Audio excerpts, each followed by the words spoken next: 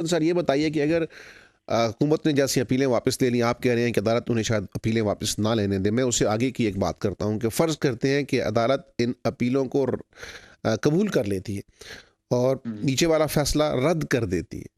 लेकिन हुकूमत कहती है कि हमने इस्लामाइज़ेशन ऑफ इकॉनमी की तरफ जाना है, तो अदालती फ़ैसला तो फिर भी नल एंड वाइड होगा फॉर ऑल प्रैक्टिकल पर्पसेज़। जी, बिल्कुल। बिल्कुल, आपने दुरुस्त बात की। मैं इस सिर्फ़ 2 पॉइंट ज़िक्र करूँगा। एक ये कि अदालत को केस की समाअत से गुरेज़ की राह इख्तियार नहीं करनी चाहिए। सुप्रीम कोर्ट शरीयत अपीलेट बेंच की मैं बात कर रहा हूँ विद ऑल ड्यू रिस्पेक्ट।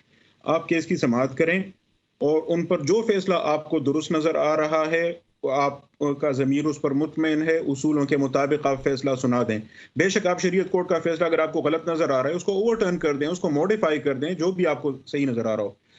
उसके बाद भी आपकी बात बिल्कुल बजा है कि अगर हुकूमत ये समझती है कि रिबा के मफ़हूम में बैंक इंटरेस्ट और ये सारी चीज़ें शामिल हैं, इस वजह से इनको हमने ख़त्म करना है, तो अदालत उसको तो नहीं रोकेगी, ना रोक सकती है। क्योंकि अगर हुकूमत उस सिलसिले में इक़दामात उठाना चाहती है, तो आईन के आर्टिकल 38 के तहत उसकी ज़िम्मेदारी है कि वो रिबा का ख़ात्मा करे। अब अगर उसकी पोज़ीशन है कि रिबा में ये चीज़ें शामिल हैं, तो वो इक़दामात उठा सकती है। उसके लिए किसी अदालती फ़ैसले की ज़रूरत भी नहीं है। वो तो अब भी शुरू कर सकती है और अगर हमने तहे दिल से ये फ़ैसला किया, अगर ये महज़ सियासी पॉइंट स्कोरिंग ना हो, तो आप यकीन करें कि अल्लाह ताला ज़मीन और आसमान की बरकतें हम पर खोल लेगा। अगर हमने अल्लाह और उसके रसूल के साथ जो जंग है, उसके ख़ात्मे का ऐलान कर दिया और जो मसाइल हैं, यानी हम उनका सामना करने के लिए तैयार हों, अल्लाह हमारी मदद करेगा यकीनन इंशाअल्लाह। इंशाअल्लाह। बहुत शुक्रिया डॉक्टर साहब। थैंक यू वेरी मच नाज़रीन।